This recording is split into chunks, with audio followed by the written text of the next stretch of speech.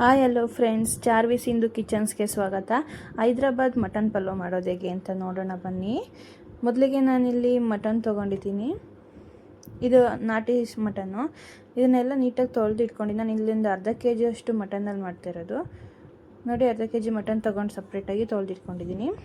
ಇದಕ್ಕೆ ಒಂದು ಚಿಕ್ಕ ಸ್ಪೂನಷ್ಟು ಅರಿಶಿನ ಪೌಡರ್ ಹಾಕೋತಾ ಇದ್ದೀನಿ. 2 ಸ್ಪೂನಷ್ಟು ಖಾರದ ಪುಡಿ ಹಾಕೋತಾ ಇದ್ದೀನಿ. ಖಾರ ಆಗಿಲ್ಲ, ಹಂಗಾಗಿ 2 ಸ್ಪೂನ್ ಹಾಕೋತಾ ಇದ್ದೀನಿ. 2 ಸ್ಪೂನ್ ಸಾಂಬಾರು ಪುಡಿ ಹಾಕೋತಾ ಇದ್ದೀನಿ.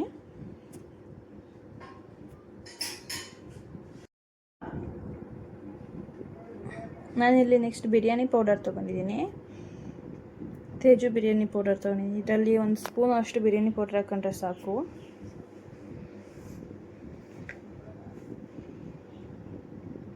ನೆಕ್ಸ್ಟ್ ಸಾಂಬಾರು ಪುದೀನ ಸೊಪ್ಪನ್ನ ಚಿಕ್ಕದಾಗಿ ಕಟ್ ಮಾಡಿ ಇಟ್ಕೊಂಡಿದ್ದೆ, ಅದನ್ನು ಹಾಕೋತಾ ಇದ್ದೀನಿ. 2 ಈರುಳ್ಳಿನ ಡೀಪಾಗಿ ಫ್ರೈ ಮಾಡ್ಕೊಂಡಿದ್ದೆ. ಬ್ರೌನ್ ಕಲರ್ ಬರೋ ಥರ ಫ್ರೈ ಮಾಡ್ಕೊಂಡ್ರೆ ಸಾಕು. ನೋಡಿ, ಇವಾಗ ಈ ಥರ ಇದೆ. ಈ ಈರುಳ್ಳಿನ ಹಾಕೋತಾ ಇದ್ದೀನಿ. ಸ್ವಲ್ಪ ಹಾಕ್ಕೊಳ್ಳಿ, ಸಾಕು. ಇದಕ್ಕೆ 2 ಸ್ಪೂನು ತುಪ್ಪ ಹಾಕೋತಾ ಇದ್ದೀನಿ. ಇದಕ್ಕೆ 2 ಸ್ಪೂನ್ ಮತ್ತು ಎಣ್ಣೆ ಹಾಕೋತಾ ಇದ್ದೀನಿ. ಜಿಂಜರ್ ಗಾರ್ಲಿಕ್ ಪೇಸ್ಟ್ ಹಾಕ್ಕೊಂಡಿದ್ದೆ, ಬಟ್ ತೋರ್ಸೋಕ್ಕಾಗಿಲ್ಲ. ರುಚಿಗೆ ತಕ್ಕಷ್ಟು ಉಪ್ಪು ಹಾಕೊಳ್ಳೋಣ. ಇದು ಉಪ್ಪು ಹಾಕೊಂಡ್ಮೇಲೆ ಒಂದು 2 ಅವರ್ ಆದರೂ ಫ್ರೀಝರಲ್ಲಿ ಇಡಬೇಕು. ಉಪ್ಪು ಹಿಡಿಬೇಕು ಮಟನ್ಗೆ ಅಂತ. ಅರ್ಧ ಹೋಳು ನಿಂಬೆಹಣ್ಣು ಹಾಕೋತಾ ಇದ್ದೀನಿ. ಆಮೇಲೆ ಒಂದು 2 ಸ್ಪೂನ್ ಅಷ್ಟು ಮೊಸರು ಹಾಕೋತಾ ಇದ್ದೀನಿ.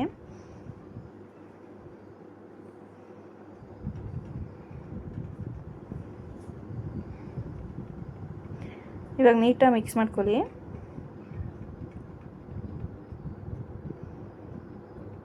ನಾಲ್ಕರಿಂದ 5 ಹಸಿರು ಮೆಣಸಿನಕಾಯಿ ಕಟ್ ಮಾಡೋಕೋತಾ ಇದ್ದೀನಿ.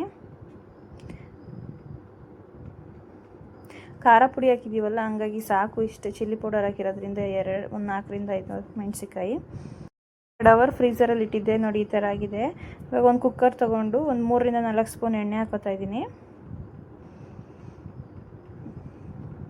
ಮ್ಯಾರಿನೇಟ್ ಮಾಡಿರೋಂಥ ಮಟನ್ ಹಾಕೋತಾ ಇದ್ದೀನಿ.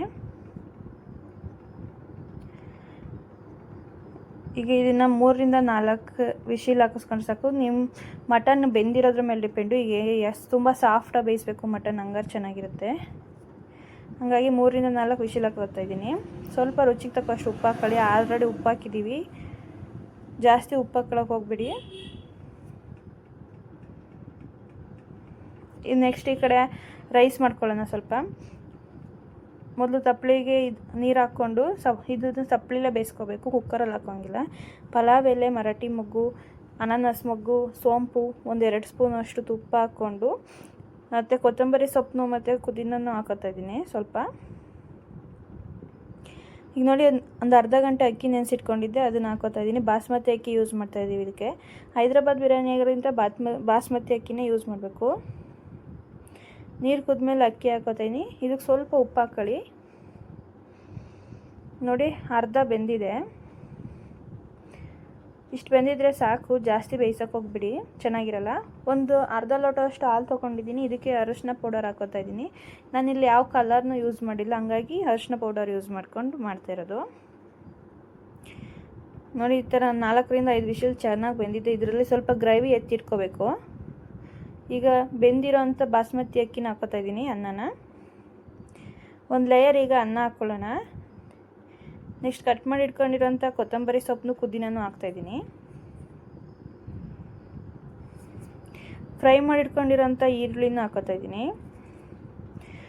ಆಗಲೇ ಸ್ವಲ್ಪ ಫ್ರೈ ಇದು ಎತ್ಕೊಂಡಿದ್ವಲ್ಲ ಗ್ರೇವಿ, ಅದನ್ನು ಹಾಕ್ಕೊಳ್ಳೋಣ ಈಗ ಸ್ವಲ್ಪ. ಈಗ ಹಾಲಿಗೆ ಅರಿಶಿನ ಹಾಕಿ ಕಲಸಿಟ್ಕೊಂಡಿದ್ವಲ್ಲ, ಅದನ್ನು ಹಾಕೋತಾ ಇದ್ದೀನಿ. 2 ಸ್ಪೂನ್ ಅಷ್ಟು ಹಾಕ್ಕೊಳ್ಳೋಣ, ಸಾಕು. ಇವಾಗ ಮತ್ತೆ ರೈಸ್ ಹಾಕೋತಾ ಇದ್ದೀನಿ.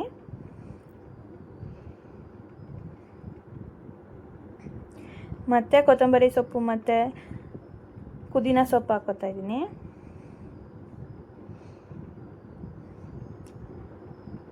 ಡೀಪ್ ಫ್ರೈ ಮಾಡಿರೋಂಥ ಈರುಳ್ಳಿ, ಮಟನ್ ಗ್ರೇವಿ, ಹಾಲು, ಹಳದಿ ಮಿಕ್ಸ್ ಮಾಡಿರೋಂಥ ಹಾಲು. ನೆಕ್ಸ್ಟ್ ಮತ್ತೆ ರೈಸ್ ಹಾಕ್ತಾಯಿದ್ದೀನಿ. ಇದು 3 ಲೇಯರ್ ಬರಬೇಕು. 3 ಲೇಯರ್ ಇದ್ದರೆ ಚೆನ್ನಾಗಿರುತ್ತೆ. ಕೊತ್ತಂಬರಿ ಸೊಪ್ಪು ಹಾಕ್ಕೊಂಡು ಲಾಸ್ಟಿಗೆ ಇರೋ ಎಲ್ಲ ಫುಲ್ ಎಲ್ಲ ಇದು ಮಾಡಿ ಇಟ್ಕೊಂಡಿರೋಂಥದ್ದು ಹಾಕ್ಕೊತಾ ಇದ್ದೀನಿ, ರೋಸ್ಟ್ ಮಾಡಿರೋಂಥದ್ದು ಫುಲ್ ಎಲ್ಲ ಗ್ರೇವಿನೂ ಹಾಕ್ಕೊಂಬಿಡಿ. ಲಾಸ್ಟಿಗೆ ಹಾಲನ್ನು ಅಷ್ಟೇ ಫುಲ್ ಎಲ್ಲ ಕ್ಲಿಯರ್ ಮಾಡಿಬಿಡಿ. ನೋಡಿ ಈ ಥರ ರೆಡಿಯಾಗಿದೆ. ಒಂದು 15ರಿಂದ 20 ನಿಮಿಷ ದಮ್ ಕಟ್ಟಿಸಿದ್ದೆ. ಸ್ಲಿಮ್ಮಲ್ಲೇ ಇಟ್ಟು ದಮ್ ಕಟ್ಟಿಸ್ಬೇಕು ಅಷ್ಟೇ, ಮುಗೀತು. ನೋಡಿ ಎಷ್ಟು ಚೆನ್ನಾಗಿ ಬಂದಿದೆ ಅಂದರೆ ಅಷ್ಟು ಸೂಪರಾಗಿ ಬಂದಿದೆ. ಇನ್ನೂ ಯಾರು ನನ್ನ ಚಾನಲ್ಗೆ ಸಬ್ಸ್ಕ್ರೈಬ್ ಮಾಡ್ಕೊಂಡಲ್ಲೇ ವೀಡಿಯೋ ನೋಡ್ತಿದ್ರೆ ಪ್ಲೀಸ್ ಸಬ್ಸ್ಕ್ರೈಬ್ ಮಾಡಿ, ಹಾಗೆ ಒಂದು ಲೈಕ್ ಕೊಡಿ. ಇಷ್ಟ ಕಮೆಂಟ್ ಮಾಡಿ ಇಷ್ಟ ಆಗಿದ್ದಲ್ಲಿ.